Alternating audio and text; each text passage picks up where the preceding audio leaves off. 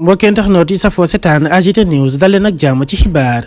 am na mbir boo xam ne ñi ngi ko publier ci réseaux sociaux yi fan yi yëpp ñu bëri di ko waxtaanee ñeel Babacar Biaye mi nga xam ne moom ab député la woon ñu jiiñoon ko lu jëm ci wàllum passeport diplomatique yi nga xam ne daf ko doon trafiqué moom mi nga xam ne dañ ko tëj ci 2 ans de prison dont 5 mois ferme. dafa addu ci ki nga xam ne nag moo ñeel Ousmane Sonko mu ne Sonko daf ko doon jàppale di ko dimbali ginnaaw ba nga xamee ne moom accusé woon nañ ko ci lu jëm ci wàllum passeport diplomatique yi ñu ci bëri nag ñu ngi koy gis ci réseaux sociaux yi waaye comprendre ñu nan la fa demee ki nga xam ne moo di Ousmane Sonko moom Babacar Biaye ab collègue am la woon te ñu bokk liggéey ba nga xam ne ñu ngi ko doon def ci assemblée nationale moo waral moom Ousmane Sonko mu ne ko kat li nga xam ne daal na la nii neexut kenn waaye nag puisque yaa def lu ni mel na nga dem wuy ji ca yoon bu ko defee ñu jugé la ca na mu waree waaye nekkut benn yoon ne Ousmane Sonko da ko doon jàppale à ce que moom lañ ko jiiñ mu bañ cee wuyu ji wala mu daal di koy weddi c'est tout simplement parce que kenn yéenewul sa morom bi ngay liggéeyandool muy def lu ni mel bañ ko ciy jàpp. Ousmane Sonko ku ko xam